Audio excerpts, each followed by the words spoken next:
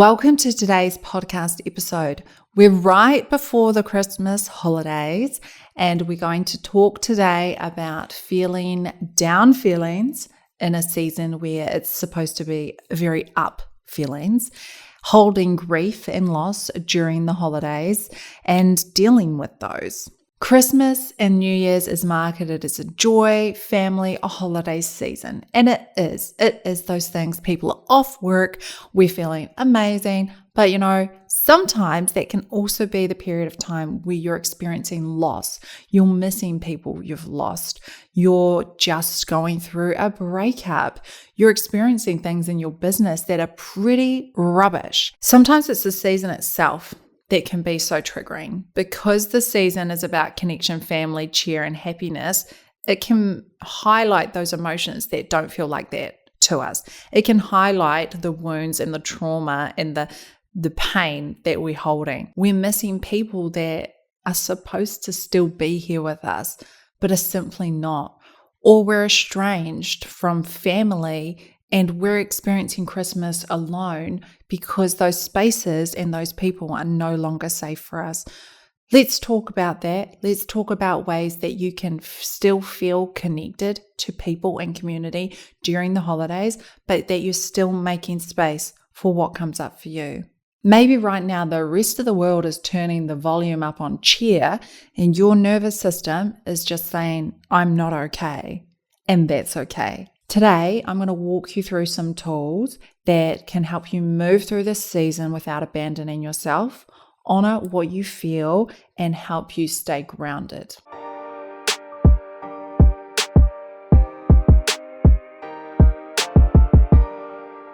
Coming into this holiday period and this time off work period, sometimes that can remove some of the distractions that work brings. And when those distractions get removed, then we're actually allowing space for those emotions and things that we need to process, the hard things to come in and play out in our nervous system. Unresolved emotions rise to the surface for us during this period, things we potentially haven't had time to process because we've been so busy through the year and we've had so many goals and deadlines ahead of us. So really, it's okay to take this time off to let your body go through its natural healing process. It's important to remember during this time that you are not broken. This season is just exceptionally loud. Everything is turned up to 100% in a period where you might be wanting to turn down.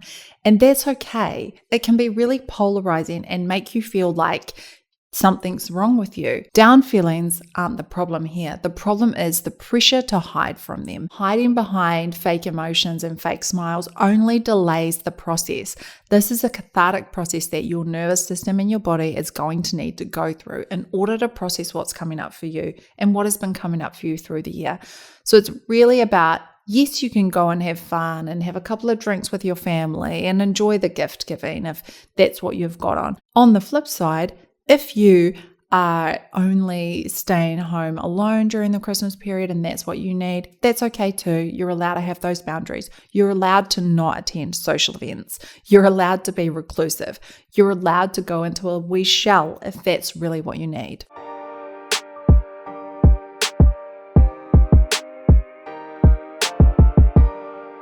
Let's talk about some tools that you can use during this period to feel better. Because ultimately, we want you to feel what's true and then to feel better after. And this is just about allowing your nervous system to move through a healthy regulation process. It's not about not feeling the feeling, not feeling the down. It's about feeling it and allowing it to shift and move. And when you can move through the ebbs and flows of what your nervous system is experiencing, that is regulation. Number one, checking in with yourself. What is it I'm experiencing? What is it I'm feeling? Naming those emotions. Is it grief? Is it loss? Is it love? Is it hurt? Is it betrayal? Find some language that you can wrap around your feelings. Find ways to name what's coming up for you. I find that when I can name my emotions, then I can grasp a hold of them and I can see them for what they are. And that allows me to make space for them to be here. Take 5 minutes, 10 minutes, 20 minutes, or whatever it is that you need to tune in. Close your eyes. If you can't see me on the podcast, I'm closing my eyes. Big breath, taking a big breath, releasing it, and then just allowing yourself to feel what comes up. So right now, I'm tuning into my body. I'm letting myself feel what's going on inside of me. I feel warm. I feel happy. I'm enjoying doing this podcast. Are you feeling hot? Are you feeling cold? What is it that you're feeling? What emotions are you feeling? Was your body feeling like it's in pain? Are you feeling tight? Zone into different areas of your body too. How are your toes feeling? How are your ankles feeling? How are your knees feeling? Your legs, your hips, your lower back, your shoulders, the back of your neck. Where are you feeling these emotions? And as I'm saying this, I'm scanning through my body internally, tuning into each body part that I just mentioned, just to really understand what's going on in my body. Seeing your emotions is the first step to really accepting them, to be able to make space for them to come up.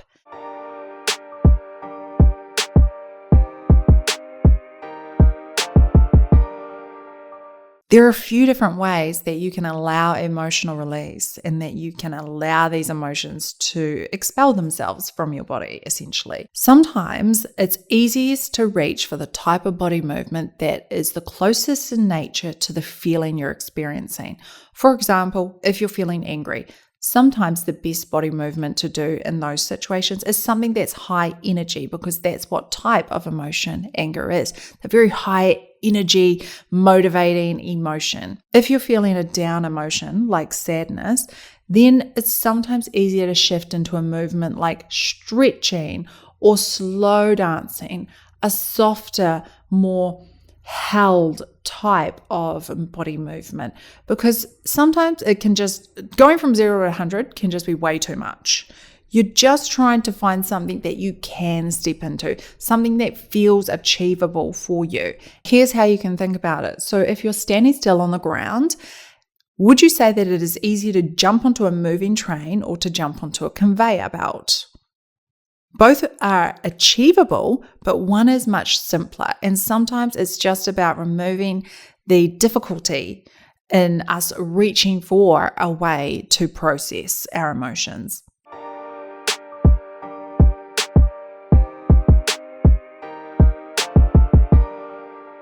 Let's talk about connection during the holidays, because if you are in a feeling of being down, not feeling positive feelings, it is important to stay connected and to not isolate during these periods.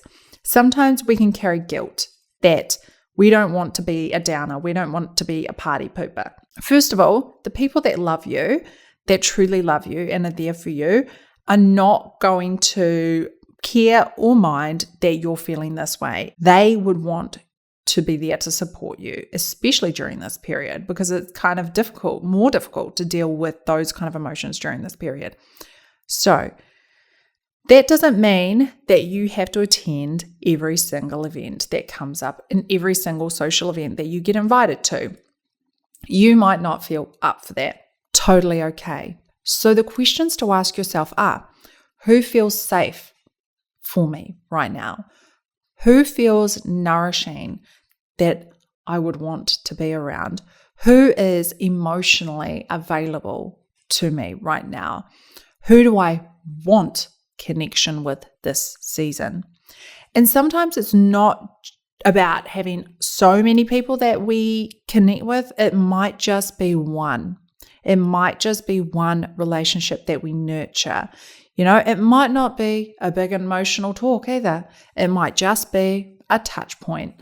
It might be a coffee date. It might be a walk, something really simple that just makes sure that you do not feel isolated during this period when you're experiencing these down, heavy emotions. You don't even have to catch up with them either. If that feels like too much of a stretch, you don't really want to do that during this period, totally fine.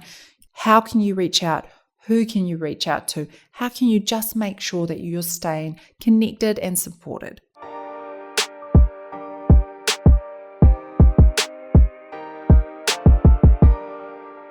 Let's talk about self-worth in this situation. So the holidays isn't a time for a performance review.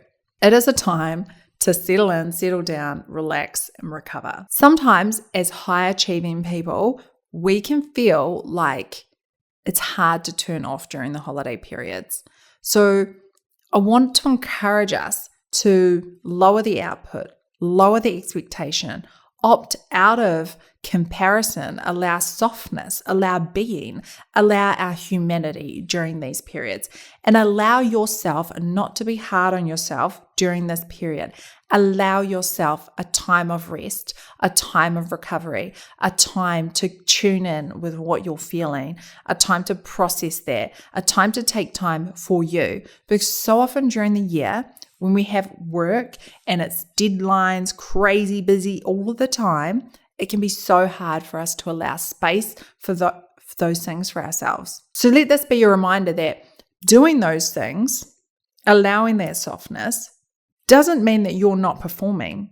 In fact, rest and recovery is the only way that you are going to be able to perform at a higher level.